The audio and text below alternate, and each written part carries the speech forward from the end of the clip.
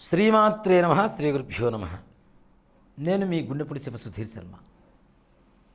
ప్రతి ఒక్కరికి ఇప్పుడున్నటువంటి రోజుల్లో అతి పెద్ద సమస్య నిరుత్సాహం. అనుకున్న పనులు అనుకున్న సమయానికి అవ్వటం లేదు. ఎవరూ మనతో సరిగా ఉండలేదు. అందరూ మోసపూరితమైనటువంటి స్వభావంతో మన చుట్టూ తిరుగుతూ ఉన్నారు. నా మంచితనాన్ని కూడా చేతగానితనంగా తీసుకుంటూ నన్ను మోసం చేసి వెళ్తూ ఉన్నారు. అలాగే ఇంట్లో భార్య మాట భర్త, భర్త మాట భార్య వినకపోవటం, తల్లిదండ్రుల మాటలు పిల్లలు వినకపోవటం. ముఖ్యంగా ఇప్పుడున్నటువంటి ఒక పెద్ద సమస్య ఏంటంటే పిల్లలు ఒక 7th క్లాస్ 8th క్లాస్కి రాగానే నాకు తెలుసు, నాకన్నీ తెలుసు అనేటువంటి ఒక మూర్ఖమైనటువంటి ఒక అలా లక్షణాన్ని అలవాటు చేసుకుంటూ ఉన్నారు పిల్లలు. అలాగే పిల్లలు మాట వినకపోవటం. ఆరోగ్యమే మహాభాగ్యం అని చెప్పి మన శాస్త్రం చెప్తూ ఉంది. ఆరోగ్యాన్ని కరెక్ట్గా చూసుకోమని మన హిందూ ధర్మం ఏం చెప్తుంది? పొద్దున్నే 4ంటికి బ్రాహ్మీ ముహూర్తంలో లేవండి, 6ంటికల్లా పూజ చేసుకోండి, 11 గంటలకల్లా భోజనం చేయండి, సాయంత్రం 7 గంటలకల్లా భోజనం చేయండి, 8 గంటలకల్లా పడుకోండి, పొద్దున మరలా 4ంటికి లేవండి, 8 గంటలు నిద్ర ఉండాలి. ఇప్పుడు చెబుతున్నటువంటి సైన్స్ ఏదైతే ఉందో కొన్ని వేల సంవత్సరాల క్రితమే నా ధర్మం, మన ధర్మం, మన సనాతన ధర్మం, హిందూ ధర్మం ఎప్పుడో చెప్పింది.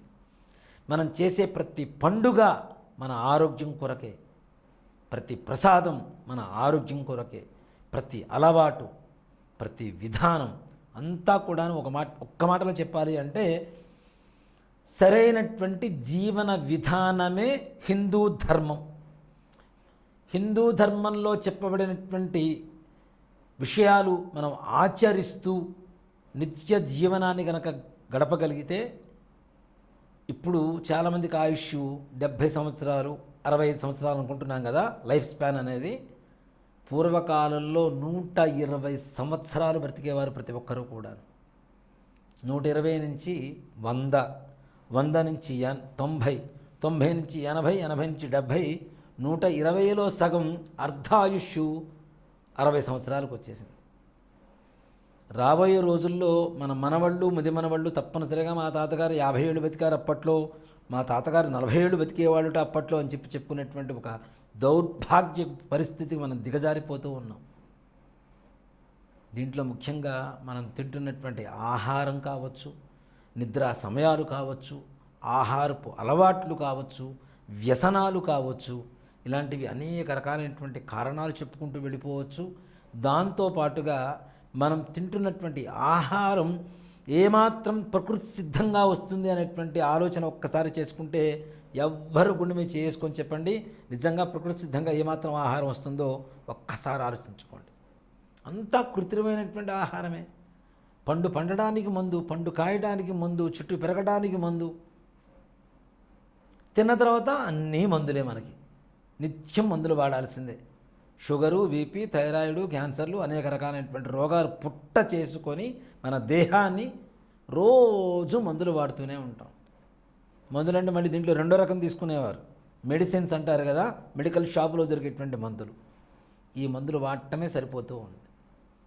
ఇలాంటివి ఆరోగ్యవంతంగా మనం ఉండాలన్నా, అలాగే నిరుత్సాహం పూర్తిగా తగ్గిపోయి ఈ పనిని మనం చేయగలమా లేదా అనేటువంటి ఆలోచనలో పడేయకుండా ఈ పని మనం చేయగలుగుతాం అని చెప్పి ధైర్యంగా కాన్ఫిడెంట్గా ముందుకు వెళ్ళగలిగినటువంటి యోగ్యత పరిస్థితి తప్పనిసరిగా కావాలి.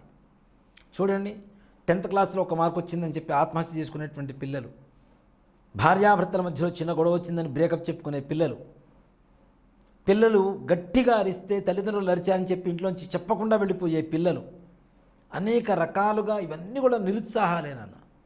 ఏ పని కావటం లేదు. ఎక్కడ చేయి పెడితే అక్కడ బంగారం పట్టుకుంటే మట్టి అయిపోతుంది. నిరుత్సాహంగా ఉంటున్నాం. ముఖ్యంగా ధైర్యే సాహసే లక్ష్మి అని చెప్పి మన పూర్వీకులు చక్కగా చెప్పారు. ధైర్యంగా చేస్తే, సాహసోపేతంగా ముందుకు వెళ్తే తప్పనిసరిగా జయం మనదే. మరి అలాంటి జయాన్ని ఇచ్చేటువంటి వాళ్ళు ఎవరున్నారు? మనకి సాక్షాత్ శ్రీ శ్రీ శ్రీ శ్రీ ఆంజనేయ స్వామివారు.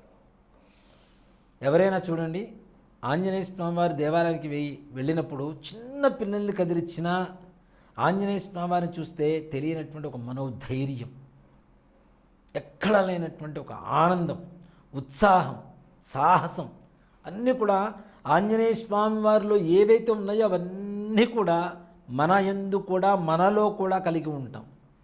అంత సంపూర్ణమైనటువంటి ఒక ధైర్యమైనటువంటి సాహసమైనటువంటి లక్షణాలు కలిగినటువంటి దైవత్వం సాక్షాత్ శ్రీ ప్రసన్నాంజనేయ స్వామి వారే. ఆయన ఒక్కసారి స్మరిస్తే చాలు. ఇక్కడ ఇంకో గమ్మత్తు ఏంటంటే ఆంజనేయ స్వామి వారిని స్మరించాలంటే ముందుగా రాముల వారిని స్మరించాలి. ఎత్ర ఎత్ర రఘునాథ కీర్తనం తత్ర తత్ర కృతమస్తకాంజలిం. ఎక్కడ రామనామం వినబడుతుందో అక్కడ ఆంజనేయ స్వామి వారు నమస్కారం చేస్తూ ఉంటారుట. అంటే రామభక్తులు కదా. ఆంజనేయ స్వామి వారిని ప్రసన్నం చేసుకోవాలంటే ముందుగా రాముడిని తలుచుకొని జై హనుమాన్ అని చెప్పి చిన్న పిల్లల్ని అనమనండి, వాడు జై హనుమాన్ అని చెప్పి చిన్నగా అనరు, గట్టిగా పిలుస్తారు. ఆంజనేయ స్వామి వారి లోపల గర్భాలయంలో ఉంటే ఆయన చెవులు మారుమోగిపోయేంతగా గట్టిగా స్వామివారిని ఏదో పిలిస్తే వచ్చేస్తాడు, మన పక్కనే ఉంటాడు, మనతోనే ఉంటాడు, మన ఫ్రెండే అన్నంత ఒక చాలా క్లోజ్నెస్తో స్వామివారిని స్మరిస్తూ ఉంటారు చిన్నపిల్లల దగ్గర నుంచి పెద్దవాళ్ళ వరకు కూడా కదా.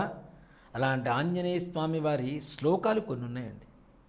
ఆ శ్లోకాలలో చిన్న చిన్న శ్లోకాలు ఒక్కసారి స్మరిస్తే చాలు, తప్పనిసరిగా ఎలాంటి కార్యాన్నైనా సరే, మనం ఒక పనికి వెళ్తున్నాం, ఆ పనికి వెళ్ళేటప్పుడు చిన్న సింపుల్గా ఒకటి చెప్తాను. ఇలాచి లవంగం అంటే యాలుకలు లవంగాలు బుగ్గన పెట్టుకోండి. చిన్న చిన్నగా నవ్వులుతూ నేను చెప్పబోయేటువంటి శ్లోకాన్ని చెప్పండి. ఎక్కడైతే పనికి వెళ్తున్నారో, ఏ పని కోసమైతే వెళ్తున్నారో, అది ఉద్యోగం కావచ్చు, వ్యాపారం కావచ్చు, వృత్తి కావచ్చు, విద్య కావచ్చు, మరేదైనా సరే, ఆ స్థానం చేరే ముందు బయట వాళ్ళ సింహద్వారం కనబడుతుంటుంది కదా, ఈ నోట్లో ఉన్నటువంటి ఇలాచి లవంగాలు నములుతూ ఉంటాం, చిన్నగా అవుతూ ఉంటాయి, అవి అక్కడ ఉమ్మేసి ఈ శ్లోకం ఒక్కసారి చెప్పుకొని లోపలికి వెళ్ళండి. ఎలాంటి వారైనా సరే మీ మాట వినవలసిందే, మీకు దాసోహం కావలసిందే, మీరు అనుకున్న పని వారి ద్వారా మీకు పూర్తి కావాల్సిందే. అలాంటి శ్లోకమే అసాధ్య సాధక స్వామిన్ అసాధ్యం తవ కిం వద రామదూత కృపా సింధో మత్కార్యం సాధయ ప్రభో. శ్లోకంలోనే అర్థమంతా ఉంది. అసాధ్య సాధక స్వామిన్, అసాధ్యం ఈ పని కాదు అనేటువంటి దాన్ని కూడా సాధించేటువంటి వాడివి.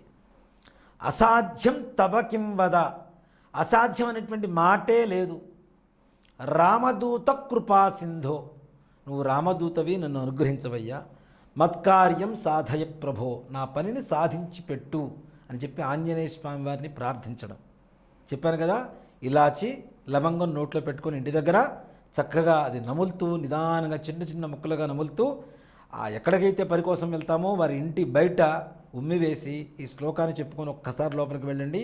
అనుకున్న పని తప్పనిసరిగా పూర్తయిన తర్వాతనే బయటికి రావడం అనేది జరుగుతుంది. కాబట్టి ప్రతి ఒక్కరు కూడాను, కాకపోతే మొట్టమొదటిగా రామనామం చెప్పుకోండి. శ్రీరామ రామ రామే తీరమే రామే మనోరమే సహస్రనామ తత్తుల్యం రామనామవరాననే ఈ శ్లోకాన్ని చెప్పుకున్న తర్వాత ఈ శ్లోకం చెప్పుకోండి.